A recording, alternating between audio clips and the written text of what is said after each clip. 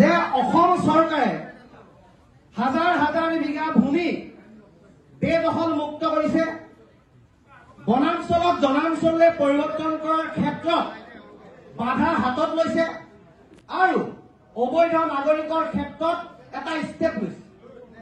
তাৰ কাৰণে উজনি অসমৰ কিছুমান প্ৰান্তত শংকা আহিছে, সংশয় আহিছে আৰু শংকা সংশয়ৰ মাজত অত্যুক্তি কিছুমান কথা কোৱাৰ কাৰণে জনগোষ্ঠীয় সংকীৰ্ণ চিন্তা চেতনৰ পৰা আঁতৰি সাম্প্ৰদায়িক দৃষ্টিকোণেৰে কোনোবাই কথাখিনি চাইছে, নোচোৱা নহয়। সেইকাৰণে এই সভাখন দিয়া হৈছে যাতে শান্তি সম্প্ৰীতি অটুট থাকে। কিন্তু এই সভাখনৰ পৰা এটা বাৰ্তা যাব লাগিব, স্পষ্ট বাৰ্তা। প্ৰথম কথা যে হাজাৰ হাজাৰ বিঘা মাটিত যি অবৈধ বেদখল চলি আছে, উচ্ছেদক পূৰ্ণ সমৰ্থন খিলঞ্জীয়া ধলগিৰি ৰাইজে দিছে আৰু দি যাব, এইটো এটা স্পষ্ট কথা। দ্বিতীয় কথা যে বনাঞ্চলক জনাঞ্চললৈ পৰিৱৰ্তন কৰি যিটো বায়'ডাইভাৰ্চিটি চেঞ্জৰ যিটো কাম কৰিছে তাৰ বিৰুদ্ধে খিলঞ্জীয়া ধলগিৰি ৰাইজে একত্ৰিত হৈছে, চৰকাৰ সমৰ্থন জনাইছে। কিন্তু যিখন চৰকাৰে গৰিয়া মৰিয়া দেখি জোলা চয়ত এইকেইটাক জনগোষ্ঠীয় মৰ্যাদা দিয়াৰ পাছত যিখন অসমত এই ইছলাম ধৰ্মী লোকসকলে শৰাইঘাটৰ যুদ্ধত লাচিত বৰফুকনৰ লগত লাগি নিজৰে ইছলাম ধৰ্মৰ মানুহৰ এগেইনষ্টত যুঁজ দিছিল, তেখেতলোকৰ যিটো ত্যাগ, তেখেতলোকৰ যিটো তেজৰ ত্যাগৰ নমুনা তাক আমি অস্বীকাৰ কৰিব নোৱাৰো। আৰু সেই অস্বীকাৰ কৰিব নোৱাৰাৰ কাৰণে আজি আমি ইয়াত আপোনালোকক মাতি আনিছো। অসম আন্দোলনত যিসকল ধলগিৰি খিলঞ্জীয়া মুছলমানে নিজৰ দেশ ত্যাগ কৰিছিল, তেখেতলোকৰ ত্যাগক আমি ভেঙুচালি কৰিব নোৱাৰো। এইখন অসম সমন্বয়ৰ অসম। এইখন অসমত চাওলুং চুকাফাই নীতি আৰু আদৰ্শৰে আৰু শংকৰদেৱৰ নীতি আৰু আদৰ্শৰে চলি থকা এখন অসম। এইখন অসমত তামুলী, ৰাজখোৱা, শইকীয়া, হাজৰিকা, বৰা এই উপাধি স্বৰ্গদেউসকলে দিয়া উপাধি।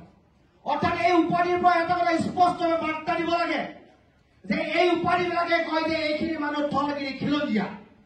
এখেতলোকৰ লগত লৈ প্ৰশ্নবোধক চিন উদয় হ'ব নালাগে।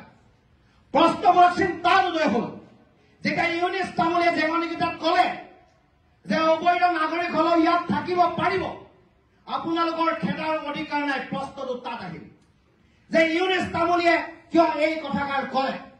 সেই কথাষাৰ কোৱাৰ কাৰণে এটা প্ৰত্যুত্তৰ হ'ল, কথাবিলাক বেলেগ এফালে গতি কৰিলে। সেইকাৰণে আমি ইয়াত কৈছো যে ইউনিছ তামুলী শিৱসাগৰৰ অভিভাৱক নহয়, XYZ কোনোবা শিৱসাগৰৰ অভিভাৱক নহয়।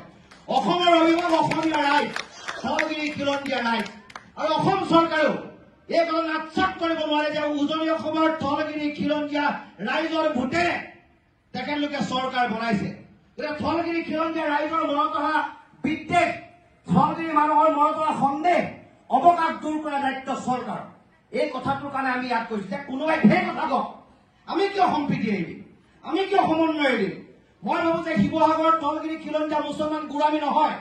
যদি গোলামী হলহেঁতেন যে ঐতিহাসিক দেৱীদলৰ মাৰ ওচৰত অৰ্পিত প্ৰসাদ, যিটো প্ৰসাদৰ ৰঙা ফুট লগা হয়, বলি ছাগলী মুছলমানৰ ঘৰলৈ দিওঁতে আন্তৰিকতাৰে গ্ৰহণ কৰে, মই শিৱদৌলৰ ছেক্ৰেটাৰী হিচাপে কৈছো, সেইটো সম্প্ৰীতি।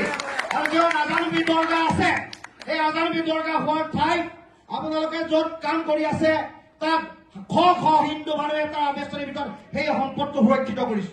গতিকে শিৱসাগৰীয়া ৰাইজ সংকীৰ্ণ নহয়, শিৱসাগৰীয়া এটা সাম্প্ৰদায়িক নহয়, শিৱসাগৰীয়া ৰাইজে এই কথাবোৰ বিশ্বাস নকৰে। কিন্তু এখিনি মানুহে যদি সন্দেহযুক্ত মানুহৰ ঘৰত যদি স্থান দিছে, সেইটো জাতিটোৰ কাৰণে দুৰ্ভাগ্যজনক কথা। এখিনি মানুহে জানিও যদি ধৰ্মৰ কথা কয়, আমাৰ জাতীয়তাবোৰৰ